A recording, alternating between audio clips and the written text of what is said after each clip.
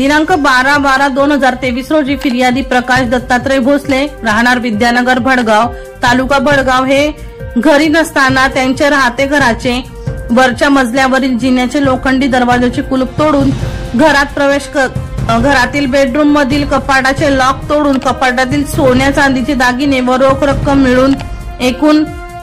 10,86,400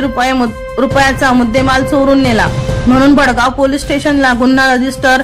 number 371/2023 भादवी कलम 454, 457, 380 प्रमाणे फिर्यादी प्रकाश दत्तात्रय भोसले राहणार विद्यानगर भडगाव तालुका भडगाव यांच्या फिर्यादवरून अज्ञात आरोपी विरुद्ध दाखल करण्यात आला होता। सदर गुन्ह्याचे तपास हा पोलीस उपनिरीक्षक शेखर डोमाडे यांच्याकडे देण्यात आला होता। सदर गुन्ह्याचा तपास पोलीस अधीक्षक माहेश्वर रेड्डी जळगाव, अप्पर पोलीस अधीक्षक कविता नेरकर चाळीसगाव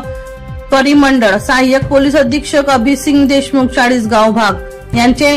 सूचना व मार्गदर्शनानुसार सदर गुन्ह्याचा तपास पोलीस निरीक्षक पांडुरंग पवार, पोलीस उपनिरीक्षक Shekhar Domade, police head constable 72 किरण रवींद्र पाटील, पोलीस कॉन्स्टेबल 1932 प्रवीण कडू परदेशी, पोलीस कॉन्स्टेबल 1537 संदीप भटू सोनवणे यांनी तांत्रिक विश्लेषणाच्या आधारे तपास करून सदर गुन्ह्याच्या तपासात प्रशांत काशीनाथ करोशी वय 38 राहणार हाऊस नंबर 21 मौजे इस्पुर्ली तालुका करवीर जिल्हा कोल्हापूर याने चोरी केल्याची माहिती मिळाल्याने त्यास वर्धा तालुका जिल्हा वर्धा येथून ताब्यात घेऊन विचारपूस केली असता त्याने सदर घरफोडी चोरी केल्याची कबुली देऊन चोरी करून नेलेल्या सोने चांदीचे दागिने व रोख रक्कम पैकी 120 ग्रॅम सोने